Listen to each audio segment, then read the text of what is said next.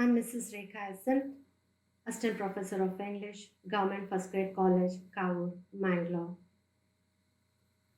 The novel Nampally Road by Meena Alexander is prescribed for BBA Sem 4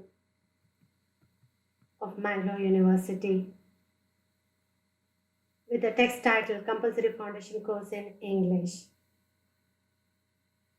Now we are in chapter 8, A Dark Room. We are in now session 27 of chapter 8, A Dark Room.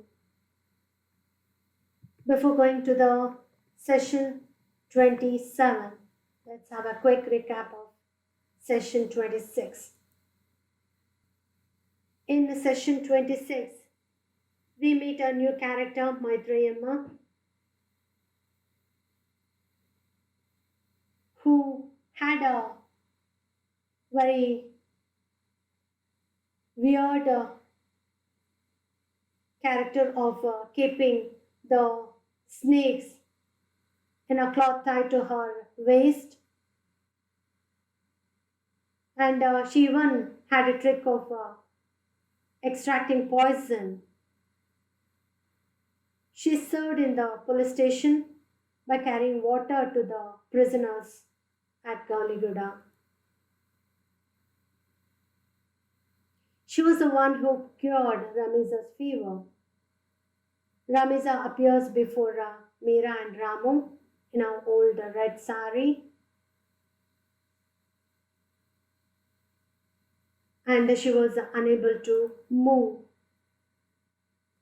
Ramiza was trying to convey a few things to Ramu and Meera through her drawing, but suddenly the pencil dropped from her hand. She felt ashamed of conveying the message. But Meera noticed some marks, some impressions on her wrist, which made her to think of her dream which she had earlier. She found the terror which she had during her stay in police station that flowed out through her tears. With this, the session 26 comes to an end. We are in now session 27, where Meera wished to give up her own useless life of writing poems of Wordsworth. But some way she wants to connect with the common people like Ramiza Bey. She wanted to help her in some way. Thus Meera and Ramu seemed to be shadows who were changed by the dark room in which they had seen Ramiza Bey. Little mother felt relaxed in the company of Swamichari, who used to frequently visit and cheered her up. When Meera reached home, Durgabai told her that the curfew had been removed, things were improving, and the birthday celebration would come off in a spirit of goodwill, though many things in Chief Minister were not worthy. Meera told little mother that Ramu and herself went to meet older Pitulabai's daughter, Maitreyamma.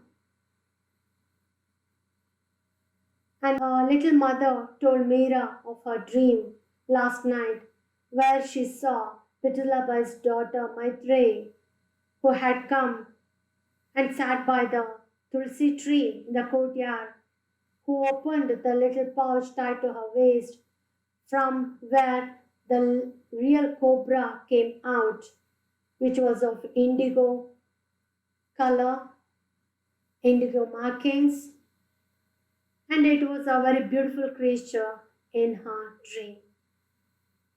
Little mother wanted to know whether the two old ladies had come to see her in reality.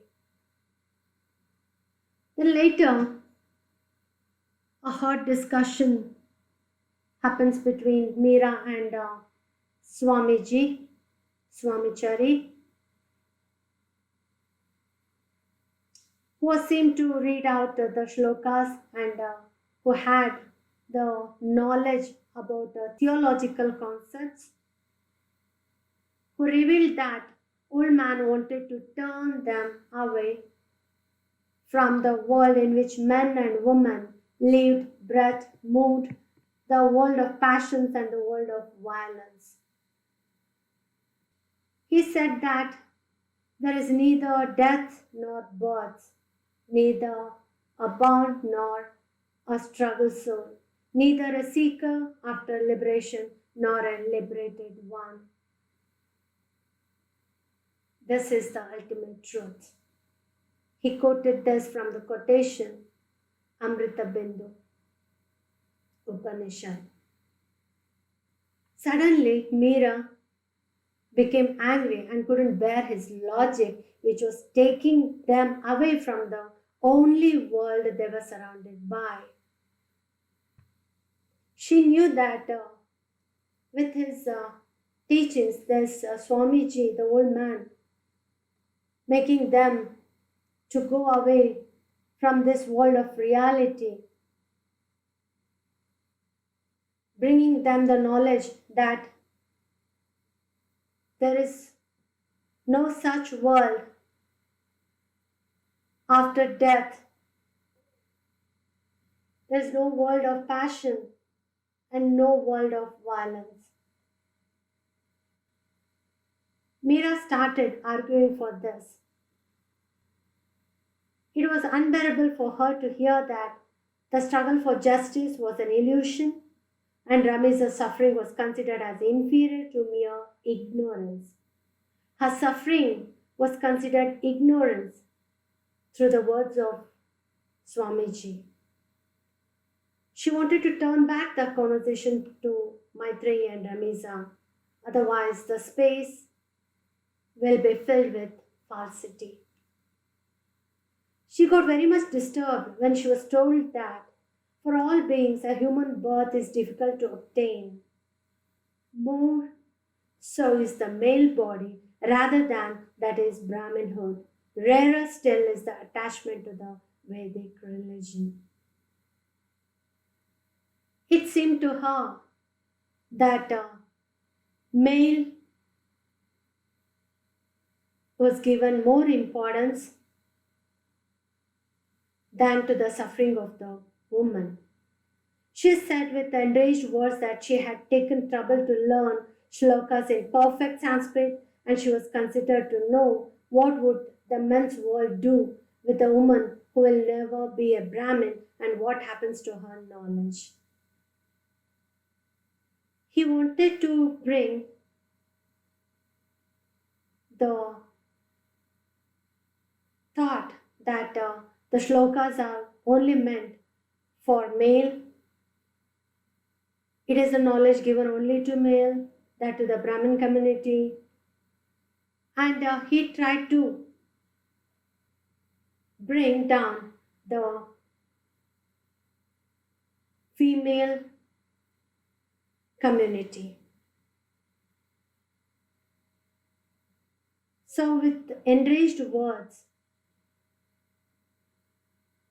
she told Swamiji that she had learned, she took all the trouble to learn the Sanskrit, and why not the woman could read shlokas,